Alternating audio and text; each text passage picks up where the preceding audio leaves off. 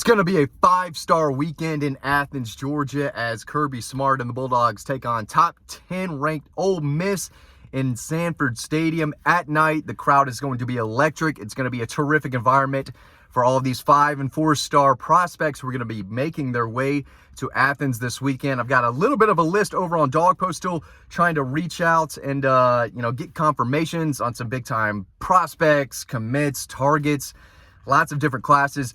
But I know for sure, and I have confirmed, that multiple 5-stars will be in town. But the first one I want to talk about is Julian Lewis. He's the #1 player in the country for the 2026 class at Carrollton High School. If you follow high school football, if you follow recruiting really at all, you know all about Julian Lewis. Even though he's just a sophomore, he is committed to Southern Cal, Lincoln Riley, but he will be in Athens this weekend. He is no stranger to Georgia. He's very familiar with the program. He's been to multiple game days. And I do think that if something were to happen, right, and Lincoln Riley were to leave USC in the next year or two, and Julian decides to open things up, I do think Georgia would be in the mix. I'm not saying he would immediately flip to Georgia or anything like that, but I do think Georgia would be back in the mix. And, a big way to get him thinking about Georgia again is to have an elite environment and a big game day crowd at Sanford Stadium. So 5-star prospect, led Carrollton to the state championship game in 7A as a freshman last year. It was incredible. He's got the Trojans back in the hunt for another 7A title. Threw for like 4,000 yards, an insane amount of touchdowns as a freshman. Had the best freshman season any high school quarterback in Georgia has ever had. He's very good as a sophomore. He's got NFL written all over him. Going to be tough to pull him from Southern Cal, but, getting him on campus is a step in the right direction for that. He was at Auburn, when the Tigers took on Georgia earlier this year. But you can't get to Southern California every single weekend, right? Big time game. I think he's there just to have fun, but he's definitely got to keep an eye on. So is Zaden Walker, 5-star linebacker in the 2025 class out of Sly County, one of the best overall players in the state. Two-way guy, plays a little running back for them, but he is a hard-hitting linebacker. I've seen, first time I saw him was a couple years ago, December of his freshman season. He had a pick 6 in the Georgia Elite Classic game. He looks the part. He is physical. He is tough. He is muscular. Can really run, can really hit.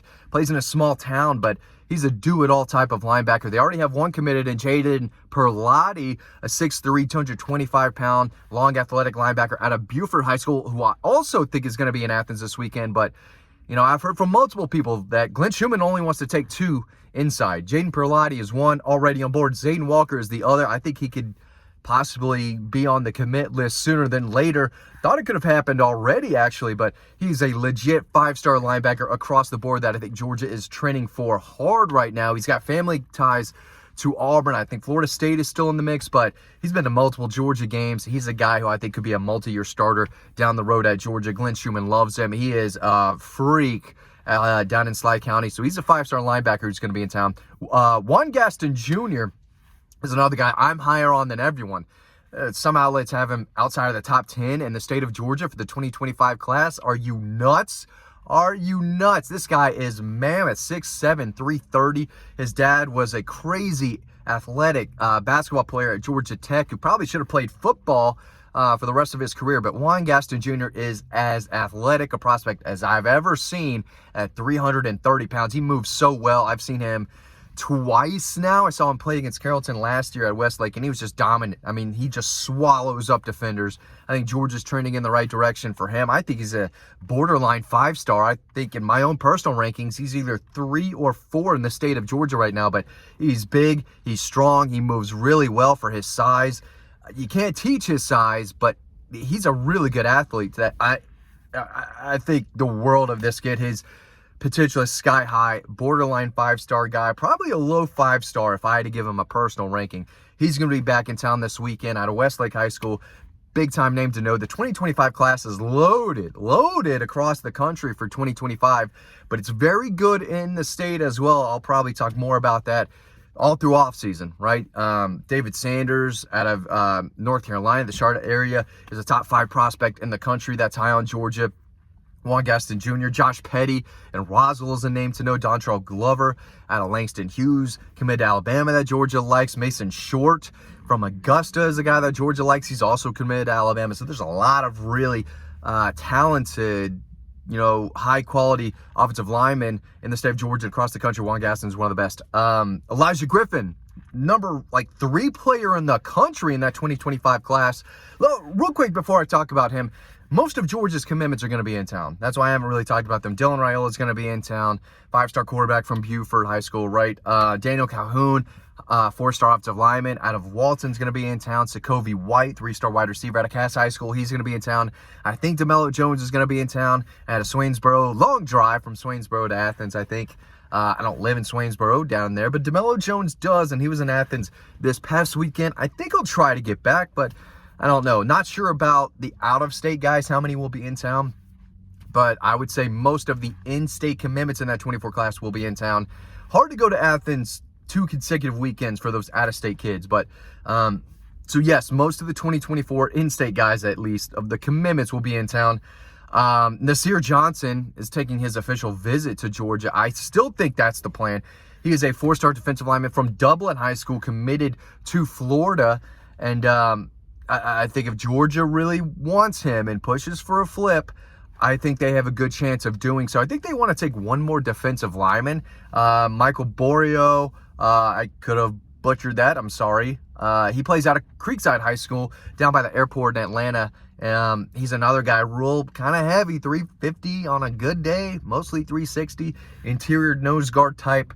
We'll see. I think he or Nasir Johnson could flip to Georgia. Now, Borio wouldn't really be a flip, but he was previously committed to Florida. But there's a wide receiver that I've written about on Dawg Post 2 who is committed to another school that I think Georgia will end up flipping. But Elijah Griffin, 5-star defensive lineman as of right now. Dean was able to watch him play against Marist earlier this year. 6'4", 6'5", about 275 pounds. Can stop the run, can get after the quarterback. He's a big deal. I've been told he's a game wrecker on the defensive line. He's a true game changer type elite. Plays down at Savannah Christian. I think that's down to Georgia and South Carolina. Has been for a while. I think Georgia leads South Carolina right now. It'd be tough, real tough to commit to South Carolina over Georgia right now. If you've got a real legitimate spot to join Georgia's class, especially in that 25 class, and you're going to pick South Carolina over Georgia, it doesn't make any sense. I'm not saying that because I cover Georgia and Georgia recruiting. It's just reality.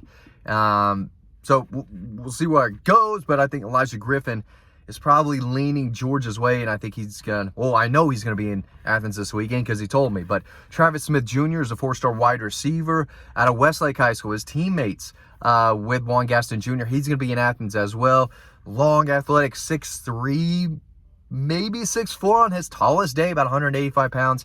Can go up and really snag the football. He's been very productive this year. So overall, very talented group of prospects coming to Athens once again. There was a lot for South Carolina. There was a decent amount for Missouri last week. This is going to be another big one. Hope to try to see as much as I can on the sidelines prior to pregame and get some shots.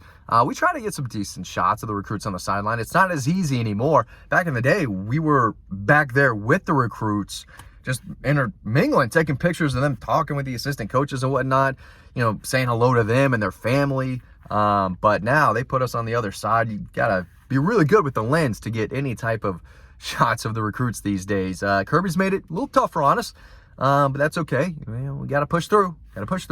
But it should be a crazy wild environment at Sanford Stadium. No reason why it shouldn't be, right? At night, even if it's raining, no excuse. We saw, what this Georgia defense did in the rain. Just saw this big-time wrinkle.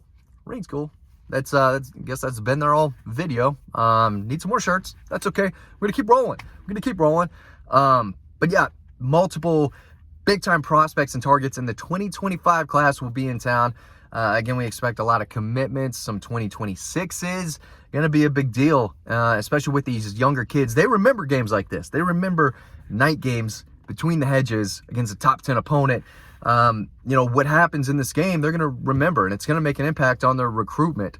Because, again, for these younger kids, they're going to be imagining, playing there. Whereas some of the seniors, most of them have already made their decisions. But it's atmospheres like this one that stand out. It's one of the best environments in college football, especially when they're at their best and Georgia needs to the Sanford Stadium crowd to be at their best. It could really affect an Ole Miss defense. We've written about it. We've talked about it over on Dawg Post. If you want to read about it, click that free newsletter down below. Click that link in the description. It's a free newsletter to sign up and read free stories over on Dawg Post. So if you're enjoying these videos, we really want to make sure y'all head over to Dawg Post, check out what we're writing. Really appreciate this one. Stay tuned to the next video coming up right now, and I'll see you over on Dawg Post.